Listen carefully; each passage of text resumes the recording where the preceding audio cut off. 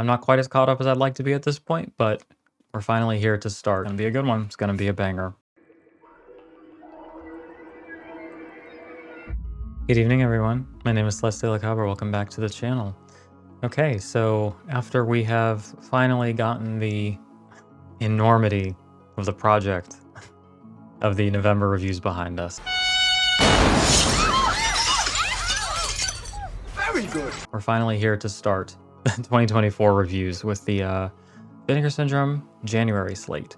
So we've got 2 multi-film sets and one kind of like elaborate hardbox case for a single film, which is the 4K. So not nearly as many films to cover this time. We're gonna be a little less ambitious and cover 6 as opposed to 16, but you know, it's still a good amount of films at the end of the day with a good amount of supplements. So as usual, it took me a while to get here, but let's go ahead and get started. Akhirnya kau datang juga, muridku.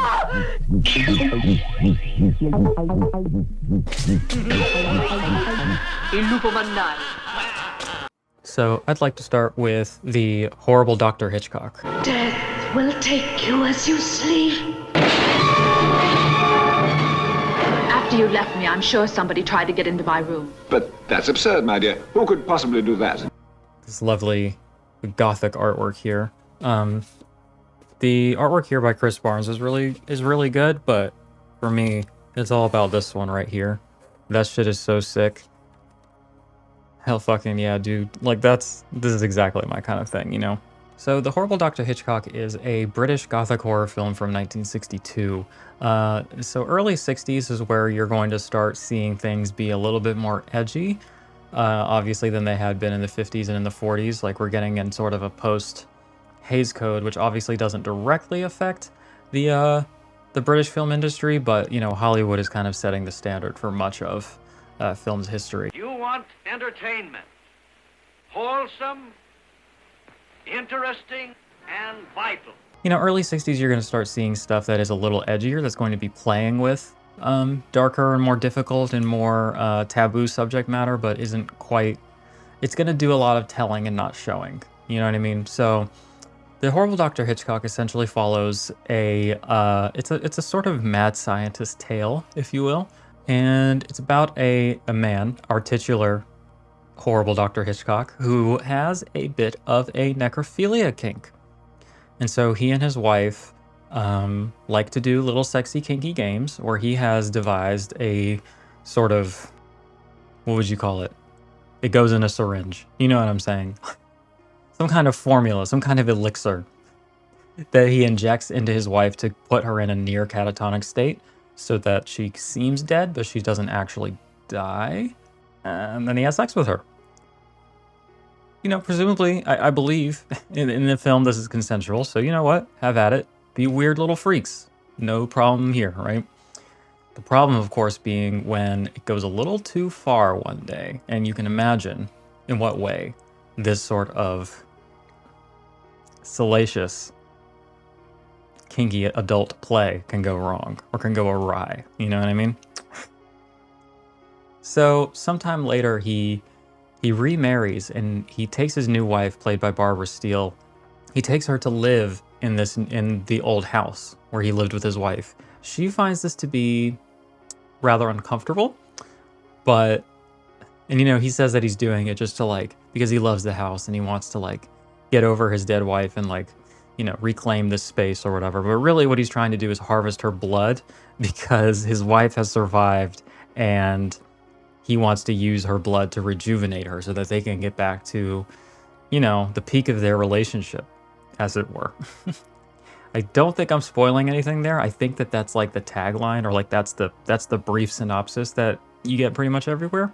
So we're dealing with like early 60s stuff, so you're not going to get the kind of really sleazy stuff that the Italians are known for. But this is still quite sleazier than a lot of the things I think that were coming out in America at the time, right? Because the Italians are just fucking, I don't know, there's something going on over there. They're fucking weirdo freaks. They're built different, you know what I mean? Are you ever concerned, Mr. Argento, that your films might be giving people sleepless nights? Yes, I like this. Oh, you like to give them Yeah. sleepless nights? Yeah. And so I guess my chief criticism with this film is that despite how salacious and sort of tawdry the subject matter is here, like I think that the film is actually pretty boring. Like it's pretty slow for a lot of the runtime. I guess presumably because you can't go as hard as maybe you want to, maybe something to that extent. But you know, it definitely has an atmosphere going on to it, which is definitely like a sort of pervasive, tangible feeling of dread kind of permeating this castle, you know?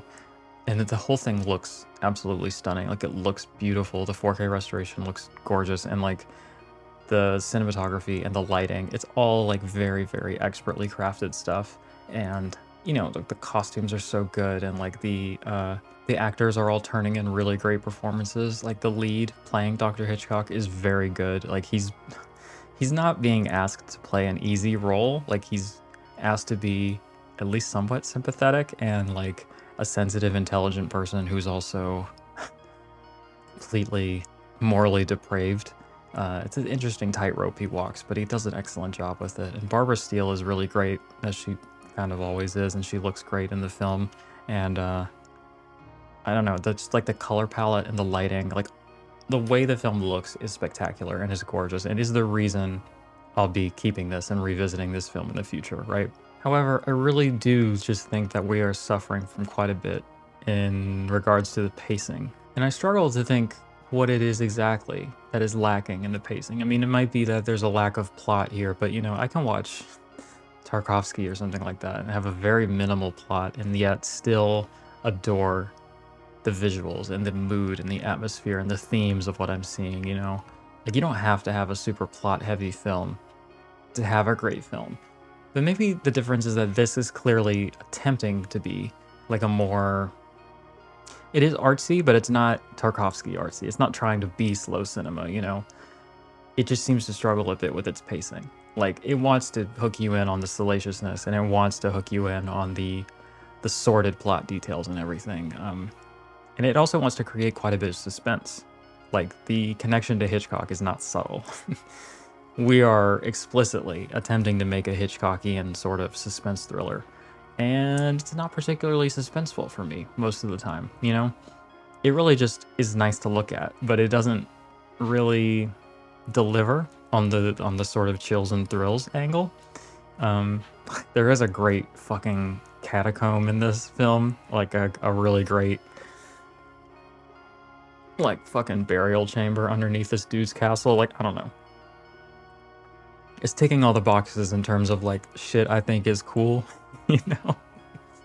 And if you're into gothic horror, like this is probably going to be a winner for you, and I think that you should check this out. I think I just was left wanting more from the story and from the pacing and from, I don't know, any kind of thematic depth as well, because there's stuff in here about like, you know, pretty standard plot or sort of themes in this sort of tale of like science going too far, or like, you know, the sort of internal struggle that this doctor has between like I don't know, trying to do right by his first wife and like doing things that are important in the field of medical science versus like just satiating his own kind of craven desires and utilizing innocent people to get there, you know? There's also the idea of like entering a new relationship with somebody who doesn't seem right and like kind of trusting your instincts, especially like as a woman dating an older man. Like, she clearly knows that something is not right when she moves in, and the clues sort of unravel and she gets there faster. That's sort of a primary mechanism through which the tension is increased, and I think it is fairly effective in that regard. All right, so that's kind of my thoughts on the horrible Dr. Hitchcock. I'd give this one a 6 out of 10. It's something I would revisit in the future, but it's something that I was a little bit let down by. Let's go to the supplements. So these guys are all over the January slate. I feel like I've spent an inordinate time with these gentlemen going through all this stuff, and it was a really Italian heavy month, but we start with a commentary track, specifically on the Italian cut, because it does include the American cut, by Eugenio Ercolani, Troy Howarth, and Nathaniel Thompson.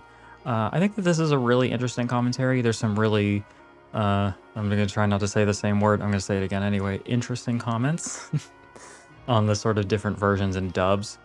They talk about kind of what they prefer. Like, you know, when you're dealing with English-speaking actors, it can be tempting to just go with the English track because, like, even though it is an Italian film, nobody's speaking Italian in the frame. But Troy made some really good arguments and comments because I watched the Italian version just because it's longer and it's the original cut and that's what I wanted to see. But I had kind of thought to myself, like, man, this dubbing is rough. I think I'll just watch the English version the next time. But he was like, no, you also have to think about, like, the quality of the voice actors going on here because it's not the same person. And in the Italian version, at least according to him, the voice acting is far superior. It also probably isn't the actors on screen doing their own voices in the dubbing, right? So it's an important thing to consider. And then also the sound mix, he says, is significantly different and is superior in the Italian cut. Just something I honestly hadn't considered in, like, different soundtracks for different dubs. I kind of assumed that the Foley work and the ambience and the score and everything would all be the same and it would just be the dialogue tracks that are replaced, but apparently you can get bigger discretions than that between these different versions. They say that the name of the film is really just to hijack some name recognition, and, like, you know, Alfred Hitchcock was, like, the biggest director in the world, and, like, it is an easy way to get butts in seats or to get people to look at your poster a second time, but I also do think it is, like, pretty purposeful homage to the stylings and the kind of macabre attitude that Hitchcock brings to some of his best films. They also relay this, I don't know what to call it, maybe not interesting for this one, concerning anecdote about how the director was just really tired of Barbara Steele not cooperating on set. She would kind of dip in and out. I think she was there for like a week, like on a break from shooting 8.5 or something like that. And one day he just really got tired of her and he just fully slapped her in the face and she just walked immediately. And then he had, I promise I'm not laughing at violence against women. He had the assistant director dress up like her because he was like, you're about the same height and build, put on her costume. And they would just kind of shoot back-facing coverage to finish shooting for the day. Next is an interview with the second assistant director, Marcello Avallone. I'm not sure. The coolest thing I learned about this film from this interview is how the director would, so when you're having like two people talking in the same frame and you want to do shots and then reverse shots, typically what you want to do is turn the camera around to get that reverse shot. But I guess just due to the weightiness of the cameras and everything, you know, reverse shots are not something that happened a lot because of the cumbersome nature of those cameras and everything. And his solution, rather than turning the camera around, was to literally switch the set so that the camera stays static and stays stable, but the set itself has been completely switched out. That felt kind of insane to me, but it's also like pretty fascinating, and I guess it worked for him, right? So he also talked about how this director would have multiple cameras on the same dolly, and like nobody was doing that at that time. He is also the person that had to dress up in drag to be Barbara Steele's coverage, and he said that the one day his wife visited on set was that day, which is fun. Next is an interview with the screenwriter of the film, Ernesto Gastaldi. This is a really great interview, and he kind of discusses his screenwriting career at large, like not just his experience on this film. He also discusses what it was like working on genre films in Italy at this time. He says that screenwriters are really largely overlooked and not credited. He says that, like, so the ending is rather abrupt. It's a little bit noticeable. And he says that the reason that is because the director asked him to just fully excise the last 8 pages of the script. And those pages are now fully lost, so fans are with some frequency asking him about like what the ending of the film is, like, or what it was supposed to be, or what happens afterwards, and he's just like, I don't remember. I don't know. I can't tell you, you know? There's another interview with Marcello Avallone just on Italian horror generally speaking. They shoot it outdoors in a necropolis, so it's a really beautiful setting. And it's a really philosophical talk about the nature of horror specifically in Italian culture. It's worth it if for nothing else than for the shots of his pet dachshund just kind of walking around alone in the necropolis. Like, he'll just be like waxing philosophical about this, that, or the other, and then like in the corner of the frame his little dachshund is walking by. It's really quite lovely. And then there is a select scene commentary with Barbara Steele and her archivist Russ Lanier. So a lot of Barbara Steele's parts are 100% scripted. Like, she's you know, nothing wrong with scripting content you're producing. I might know something about that. Like, she's clearly reading off of a script word for word, which is not something I typically hear in commentary, so it's a little bit interesting. She had complimentary things to say about the director, which is a bit strange given the physical abuse anecdote, but she doesn't really have a lot of nice things to say about the film, unfortunately. She says that the script was pretty much unreadable, but that the photography was beautiful. Kind of similar to how I felt about it. Like, it looks great, but the script is lacking, you know? She says that they worked 18-hour days, and they banged it out, like, very quickly. She talks about how she took time away from 8.5 to shoot the film, which by comparison took months. Okay, so Robert Fleming, the actor who plays Dr. Hichcock, was a gay man in real life. And the archivist asked her, could you tell that he was gay? And I wrote down her answer to that word for word because I thought it was so funny. She says, and I quote, "I definitely felt he was gay. He was extremely elegant." End quote.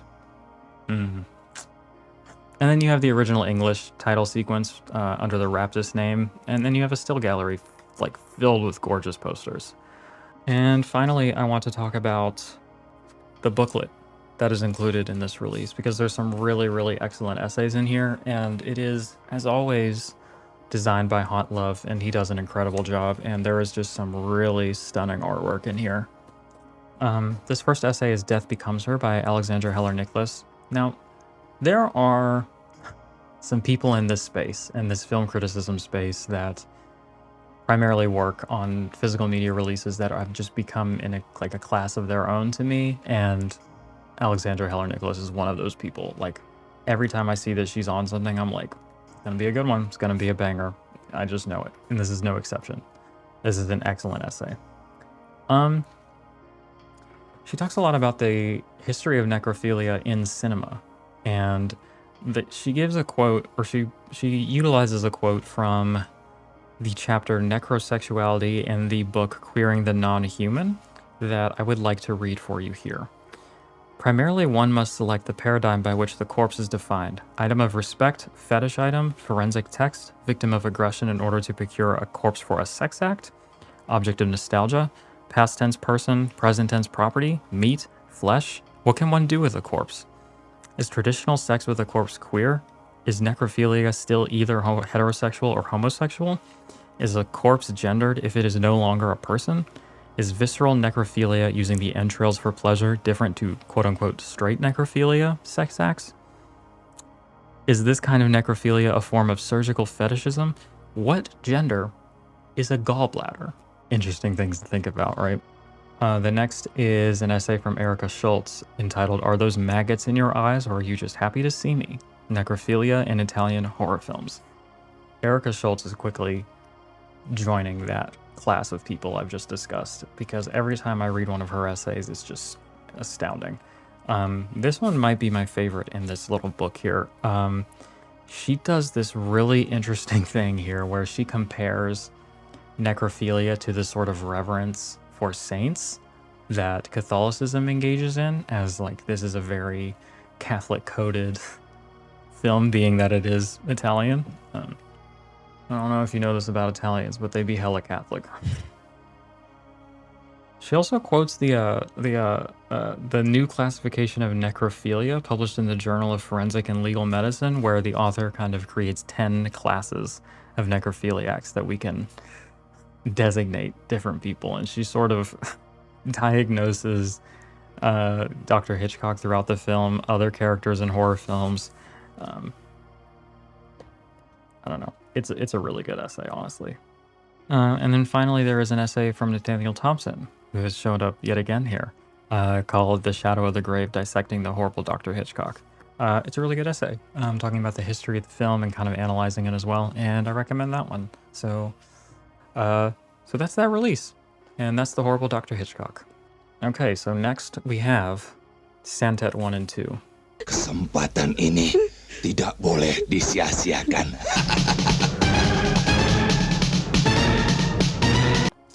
Now, these are Indonesian black magic films. So I'm going to try to give you the basic breakdown for Santet without providing too many spoilers. I'm just going to kind of get to our inciting incident. And hopefully that won't be too much.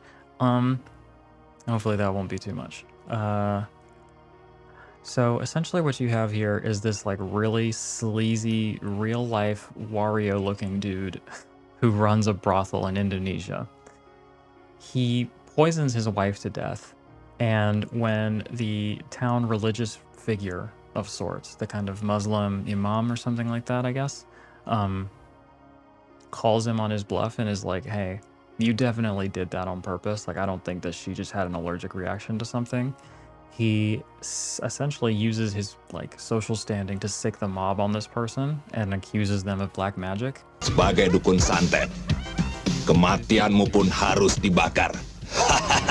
And they kill him in just this horrific way, and his wife is then sexually assaulted by this man, and she is then visited by a witch and is told like the things that she needs to do to acquire the powers of black magic to enact her revenge.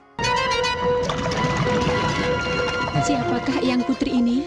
Orang-orang memanggilku Nyi Angker, si Ratu Santet. Despite the fact that this is very, very not cool in the sort of Islamic tradition that the filmmaker is clearly engaged in, that Indonesian culture is clearly engaged in, and that the character is clearly engaged in. Right? So it puts her at this interesting crossroads where she has to kind of wonder if the sort of justice that is available to her is worth compromising on her immortal soul and her values and all these other things, because, you know, clearly that system hasn't worked out super well for her so far. And so, you know, these are, you can tell what's going on here, right? These are black magic films. Like, we know that she gives it the old college try, as it were. Ayah. Iya.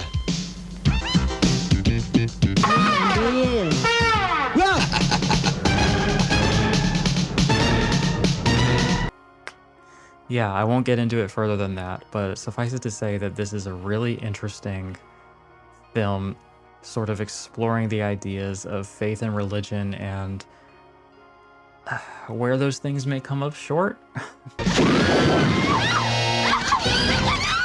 I don't think that's where the film wants you to land, but that's what I thought about watching these films, and how a lot of times for marginalized people, like, power has to come in unsanctioned or unapproved or in less sanctioned ways, let's say. It's sort of a story about how, like, to seek justice against the powerful, sometimes we have to take things into our own hands and do things we hadn't expected, or that society might tell us are incorrect or morally impure. Again, this is absolutely not the takeaway I think the director wanted me to have, but this is what I found interesting about the film.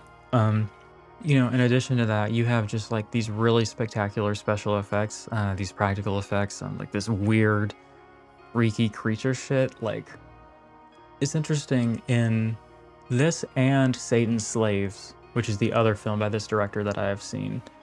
They're clearly like Islamic propaganda films. Like, they're definitely they definitely come bearing a particular message, and I don't think that it's like tacked on at the end. I do think it is a genuine belief of the auteur here. But there's also this clear fascination with like evil and the things you're not supposed to be entranced by, right? There is a lot of love and care taken to show the more naughty aspects of these films, right? So it's kind of like your excuse to show some pretty salacious stuff and some pretty nasty gore and crazy creature effects and all this other stuff, right? I don't know, it's way cooler than what we get in our like pure flicks like fucking Christploitation films today, right? Like fucking God's Not Dead doesn't have a sequence where the atheist professor like turns into a sea monster and like eats one of the Christian kids for saying the wrong thing or getting a philosophical proof wrong or something, you know? That would have been a way better movie, is all I'm saying. Santet 2, I have a hard time describing even the bullet point, like sort of like abstract synopsis that you put on the letterbox or whatever for sequels, because you inherently have to give away some information about how the first one is ended. So let's just say that some characters return and it's a very similar sort of setup, and I don't know what else I can say other than that. It's not as good as the first one, but it definitely it's a lot sillier than the first one. Like the first one is kind of, it's very serious and it's very like, it's a fun movie to watch for a lot of it, but there's some pretty heinous shit that happens. This one is a lot more like, there's some slapstick elements to it. There's some like soap opera, like funny, like gender humor going on, and like there's more songs in this one too, I think. I forgot to mention that there's songs in these films, which is nice. I don't know. The second one is definitely more fun to watch with friends, I think. That'd be my recommendation for that one. But I mean, you know, it delivers on the special effects as well. It delivers on being as weird and out there as it's kind of being advertised. There's an image of like an eye coming out of a palm that they kind of use to sell the film, and that's it appears in this one. So it does kind of feel like they were short on plot, and so they wanted to up the comedy and the music and the zaniness on the second one, right? So the first one I gave a 7 out of 10, and the second one I gave a 6 out of 10. I definitely recommend and enjoyed both of them, but I just preferred the first one as I thought it was a little bit thematically richer, and I preferred the more serious tone. But again, like I said, the second one is more fun. So the supplements, unfortunately, are pretty few and far between. All we have is a commentary track, which is not to say anything about that commentary track in particular. It's just usually I have my work cut out for me with these things, and I have a list of supplements to go through. But this one is just the one commentary for the first film, and that's it. It's with film historian Dr. Elise Imanjaya. I'm so sorry if I messed up your name, but yeah, unfortunately the recording quality is really, really bad, and his accent is just really thick as well. And so, you know, I have to say this every video, but I have some amount of audio processing issues, and so without subtitles, it's hard enough already for me to hear what people are saying. And, you know, when you tack on like poor microphone recording and an accent I'm not familiar with on top of that, I really just I couldn't understand enough of this to get anything out of it. But from what I could hear, it sounded like it had some good info in it. So I'd say give it a try. And if these things aren't barriers to you as they were to me, it's definitely worth listening to. However, what we do have is this lovely booklet, an excellent essay entitled Susanna, Black Magic Woman from Thomas Barker. Oh, here we go. There's the eye hand that I was talking about earlier. Yeah, this goes into the history of Susanna and her career in Indonesia as a kind of like sex symbol, but also like bona fide movie star. It goes into like a lot of her like sort of tragic backstory too, like some shit happened to her that was like really fucked up and not super fun. Here's more cool shit. I don't know, there's just like some really cool images in this film, just generally speaking. And then it kind of ends talking about her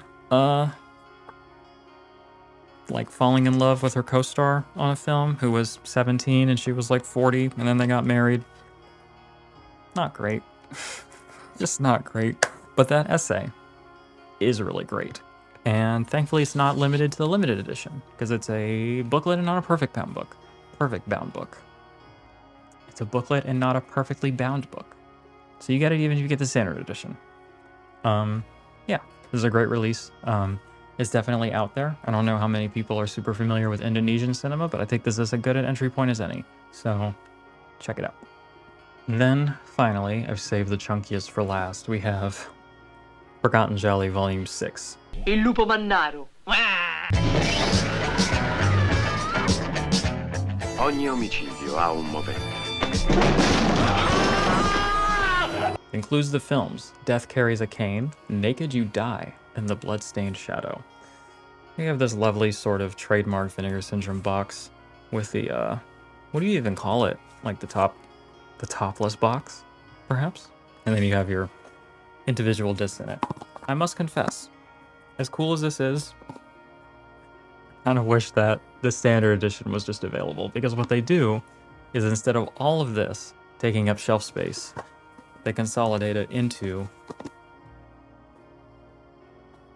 just one of these cases. And I don't need all that extra artwork and shit. I don't know. I'm really at a point where space is at a premium, so that's just where I'm at. But, you know, you get more artwork inside here, which is always fun.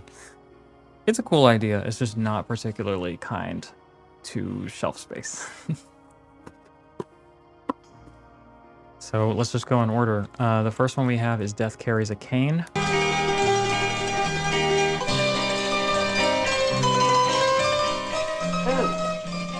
Vedi, ma quella è la ragazza tua? Che? Sì, la ragazza mia. With this fucking sick ass artwork. Really just quintessential classic Giallo stuff going on here, or Giallo stuff going on right here. You got the black glove and the blade, and, you know, slicing up a nice young woman. Pretty par for the course stuff. Now, if you watch my Forgotten Giallo Volume 5 review, you'll know that I wasn't the biggest fan of that box set, and I'm also just not the biggest fan of this genre.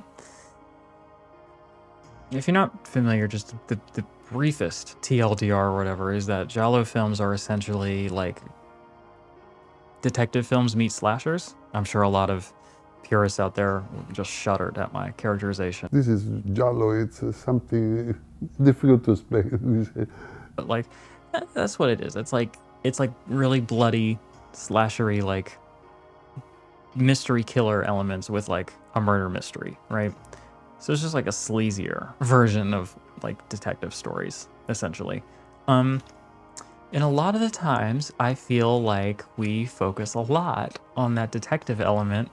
And it's not just that I'm a fucking freak who just wants to see the blood and the nudity and everything else, right? But it's just that a lot of the times those detective characters just aren't that interesting. And Giallo films have this tendency to want to be as elaborate as possible and as fucking like they put such a premium on keeping you guessing and getting a big twist at the end, to the point where it becomes very difficult to follow and it doesn't make a lot of sense. And I think that my appreciation is growing the more I stop trying to make sense of anything that happens in these films and just sort of soak in the vibes, you know? Like by the end of it, the killer is revealed and I don't know who that is or what that means, but I don't really care because I got there through the vibes, you know? And I wasn't like trying to make everything make sense or piece everything together. That might be my biggest piece of advice to anybody who's struggling to get into this genre, because as we'll get into, I really enjoyed this box set, and I think it kind of is helping me get there. But it's because I'm just letting the on-location photography and the murder sequences and the cinematography and just all these other things, like, be enough in and of themselves, and I'm not... It's kind of ironic. I feel like you kind of have to not put as much stock into the detective story as the script does. At least for me, that's how I garner appreciation of these films, which honestly doesn't sound great when you say it like that, but that's sort of where I am with these, because there's just so many of them and they're so popular and they keep coming out, and I keep trying with them, and I think I've kind of figured out a way to enjoy them, or alternatively, somehow they just threw together 3 films that I really happen to like in a genre I don't like. So that strikes me as less likely, but, you know. This is a thematic box set, I'll say that. This is sort of focused on, and maybe this is part of what I liked about this, now that I'm thinking about it, but I think the idea here was to do like an amateur detective box, like as opposed to the police proper. Like the people leading these investigations are just like regular people who take it upon themselves to figure things out. Which I guess is generally more interesting. If you can't write good police characters, right? Anyway. Setting all that aside, Death Carries a Cane is very standard stuff, and it is definitely guilty of the sort of stuff I'm talking about, where by the end, it doesn't make a whole lot of sense, and like, I don't know, the killer was revealed, and I was like, that means nothing to me. I don't really even remember who that is. But it didn't really matter, because to be honest with you, like, the people solving the case, I thought were really fun to watch, and really just interesting characters, and the main thing is I thought the cinematography was gorgeous. Like, you just have this really beautiful period-specific photography of Italy and some really interesting camera work backing it up, and that was enough for me, honestly. Like, the detective story was kind of fun as it was plodding along. There's a sequence where they attempted to bait the killer with like a fake sex worker sort of thing, and that's an entertaining scene and everything. And there's also just like vignettes of sleaziness and nudity and sensuality that don't really need to be there for any reasons other than aesthetics, which, as we've established, has been enough for me to enjoy this film. And so, yeah, that's really kind of it. I don't have a ton else to say about it other than that I found it really entertaining, really beautiful to look at, and I don't know, by the time I was done with this one, I was like, I might be sold on this whole Giallo thing. Like, that was pretty nice. I liked that, you know? And I didn't give a shit about the plot, and I was okay with that, you know? So I landed on a 7 out of 10 for Death Carries a Cane, and then let's briefly go through the supplements here. So first you have an interview with the editor, Eugenio Alabiso. It's a decent interview, just kind of going over his whole career. The kind of surprising, he edited a lot of the major works from Sergio Leone, so, you know, you got to hear anecdotes about working with him, and, you know, you kind of had a big get in this interview. Like, he's not being interviewed for the good, the bad, and the ugly, but he did edit it, you know, so it's a cool interview for sure. And then you have their commentary with our boys, Eugenio Ercolani, Troy Howarth, and Nathaniel Thompson. It's a good commentary. There is one section where they clearly can't hear each other, and so they are fully giving out entire anecdotes or analyses like on top of each other, and that was not super fun to listen to, but it's just some kind of recording mistake, I imagine. They kind of agree that the ending doesn't make any sense at all. And with these kind of films, you kind of just have to decide early on if you're okay with it. And I think it took me too long to get there. You know, like, that was really validating to hear that, like, the experts in this film and in this genre got to the end of that and they were like, I don't get it. That doesn't make any sense. At that point, I felt like it wasn't a me problem, and I could just be like, you know what? Maybe it doesn't have to make sense. Maybe it doesn't have to be super logical. And I can just be like, whatever, that's the guy. Like, it's kind of a MacGuffin. Like, and the real treat, the real Giallo was the shots we got to look at along the way, right? I don't fucking know what I'm talking about. Okay. Next we have Naked You Die. Il lupo mannaro.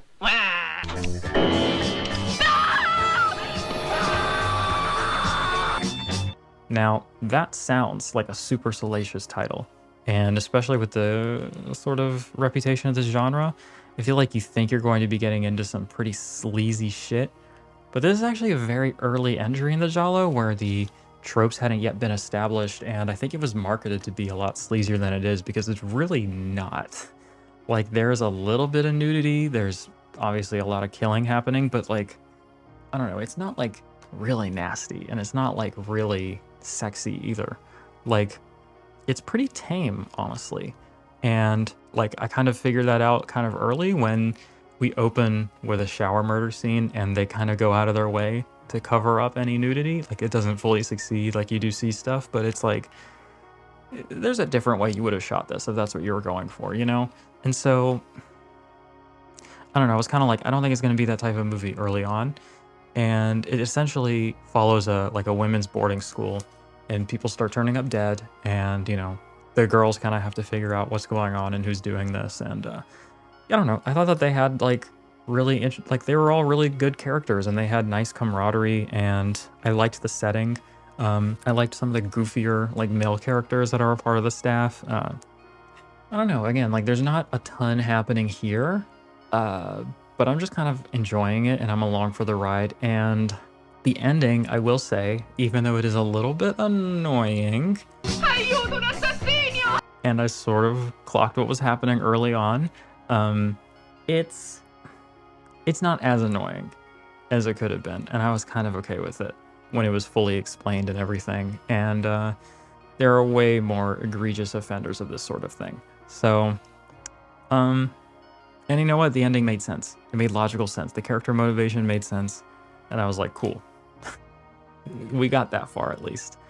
Yeah, I don't know. This is just a fun film to watch. Like, there's some interesting kills, and there's some goofy characters, and sort of overwrought score. And it was actually written by Mario Bava, so I guess that explains why I think the script is fairly decent. But yeah, I think I landed on a 6 out of 10 for this one, but it's like a strong 6, and it's something that I would revisit in the future, and I did enjoy a decent amount. So let's mosey on over to the features. Fucking stop it. Okay, first we have an interview with the actress Sally Smith. She spoke very highly about the director, like just had the nicest things to say about him. She says that when they shot on the Spanish Steps, originally in her original costume, she stopped traffic because the shorts she was wearing were so short that people driving beside the steps could see up them, and like it became a safety hazard. Kind of a flex, right? She also said that she had a very voluptuous figure at the time. I mean, I guess she's already established that, right?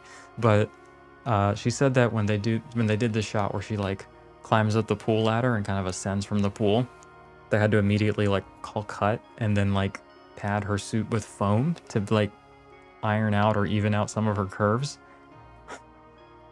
But of course the foam like soaked with water and like was spilling out of her when she stepped out of the pool. I don't know, it was just a fun interview with some bizarre anecdotes. Next is an interview with the actress Eleanor Brown.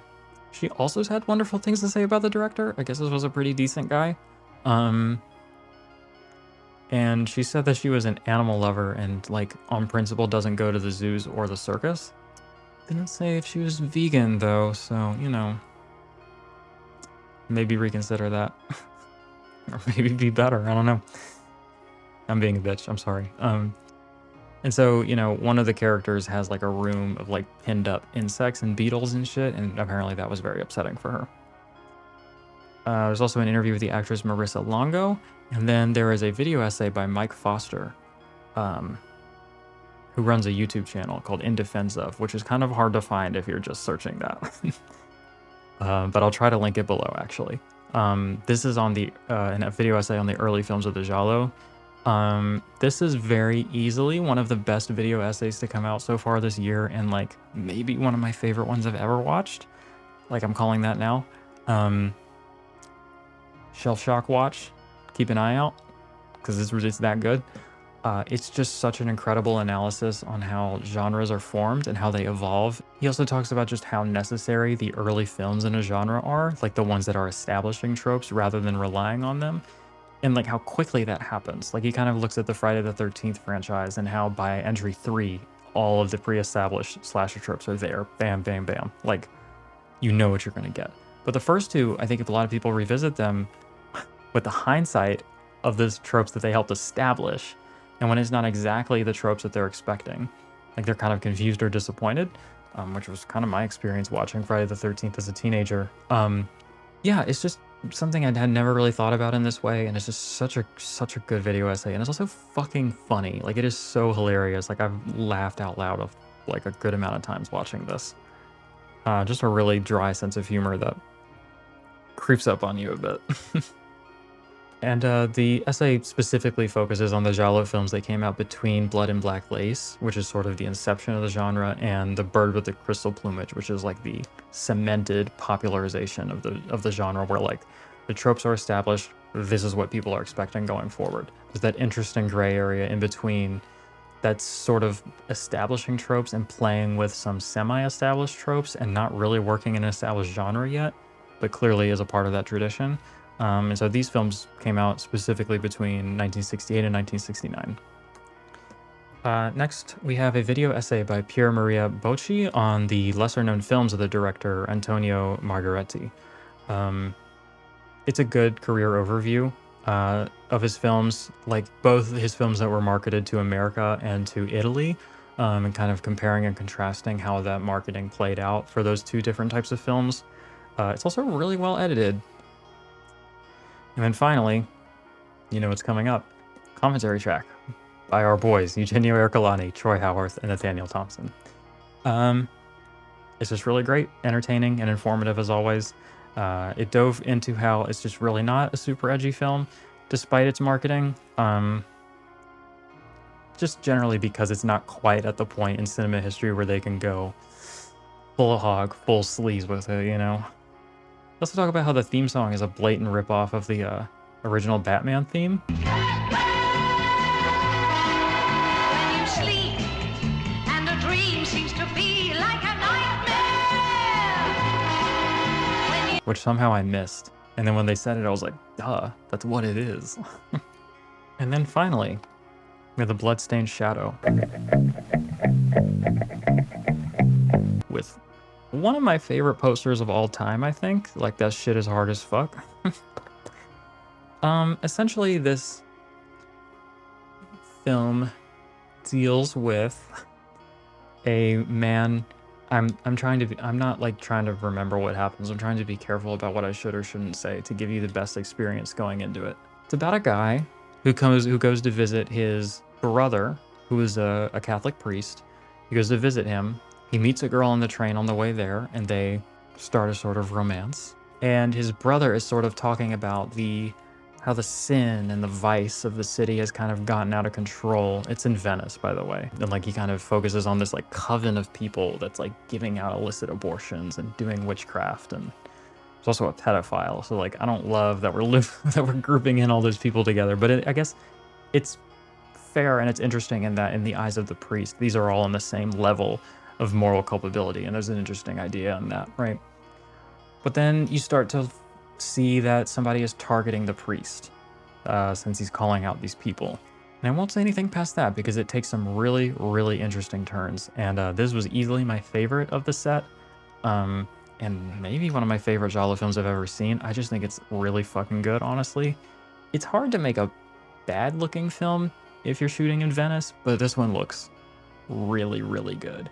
It just looks gorgeous. And like, I actually did have the old 88 Films Blu-ray of this that I never got the chance to watch. And so I did a quick comparison, and like the restoration is pretty night and day. Like it makes a big difference. And like that Blu-ray didn't look bad. Like it still is a beautiful looking film, but like the restoration really takes it to the next level, and it's just gorgeous.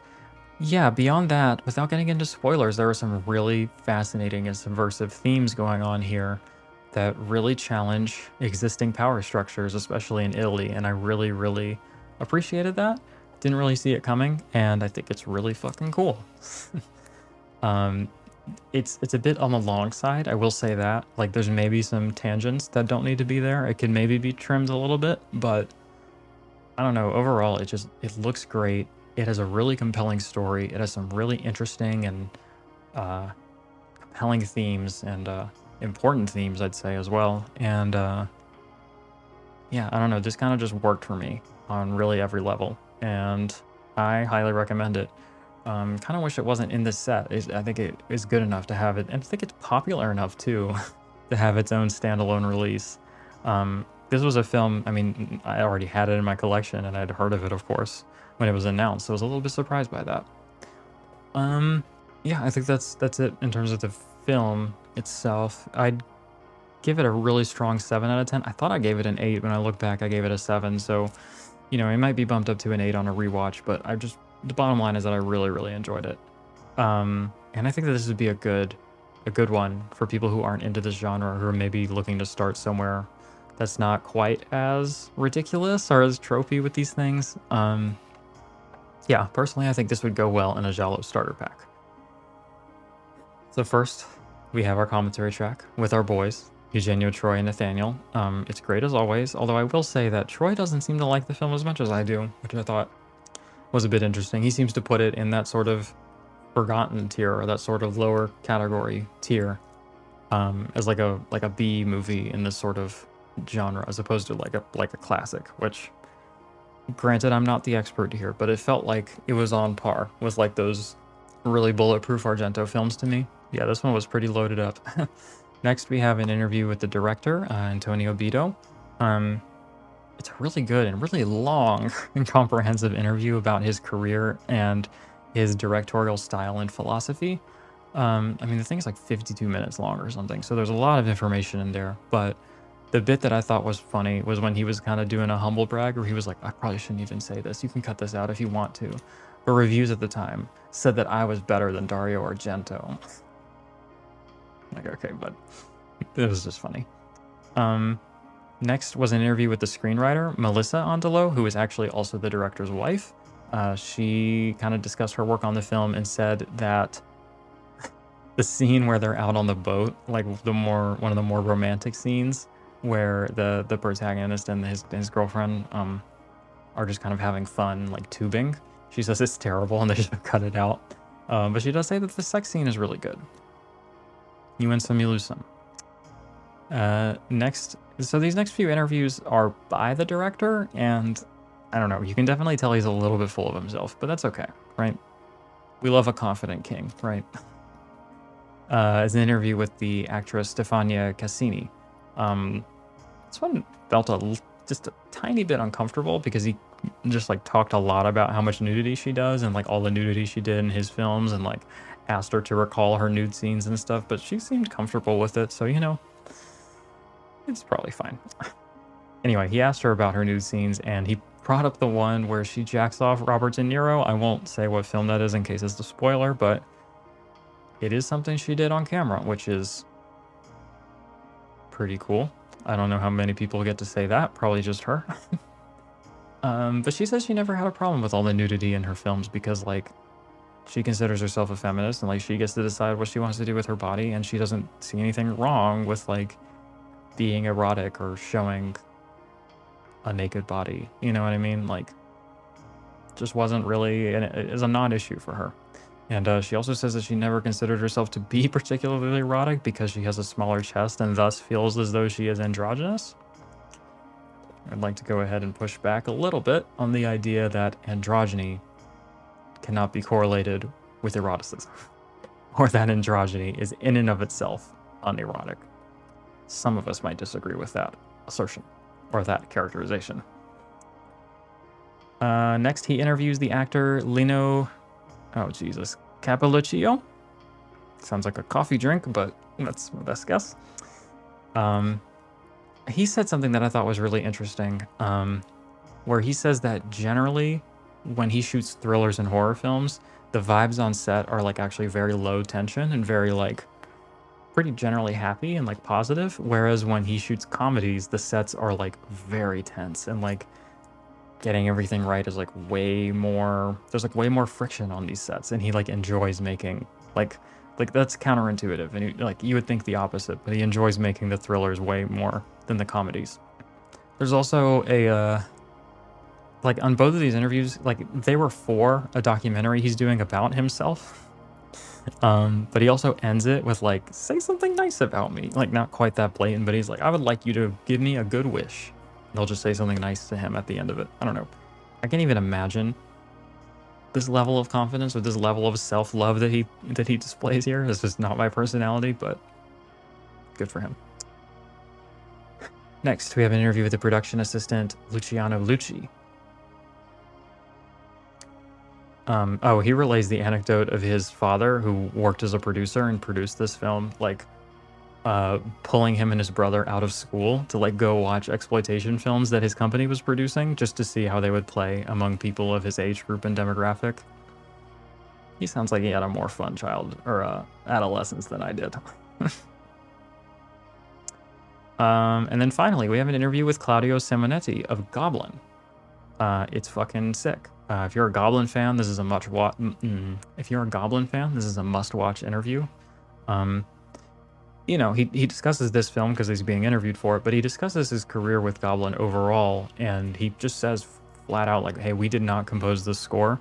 The composer did, and then we just performed it and added our own kind of flavor and flourish to it.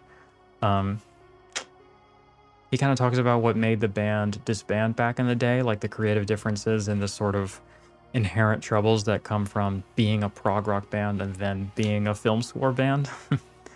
And he offers a kind of a hot take. He says that Deep Red is better than Suspiria. I don't agree at all, but hey, that's cool. And that's it. That's the set. I recommend it a lot, actually, if you're a fan of these films. But even if you're not a fan of these films, if you go into it with the mindset that I've kind of delineated for you, I think I'll get something out of this. And this has made me want to retrace my steps and go back to the previous boxes and maybe even revisit Volume 5, although, I don't know, that one just didn't feel like it was for me. But maybe in the future, when they press that lovely single case slim edition, I'll pick it up, right? Okay, that's all from me today. If you'd like to support the work I do monetarily, there are links in the description for my Patreon, channel membership program, and Amazon wishlist. And if you'd like to support this channel non-monetarily, liking the video, commenting me lovely things to read, leaving me lovely comments to read, sharing it with a pal, and subscribing to the channel would all be just wonderful for me. And there are links in the description to my social media accounts, should you like to be a little bit more intimate. And until then, remember that Satan loves all of their children. Bye. I'd like to take a moment to thank our newest patrons, Craig Rogers, Jeremy Long, Zachary William, Kevin Tudor, Brent Madison, and Rachel. I'd also like to thank our accomplices Ann PM, Anthony Listro, The Boogeyman's Closet, Dana Jordan Rothschild, The Disconnected, Dr. Jeff Butcher, Dustin Putman, George Strang, Nosferatu 1334, Possessed Washing Machine, S. Butler, Sasha Bobashasaurus, and Stephen Perkins. If you'd like to be counted amongst their ranks, the link is in the description.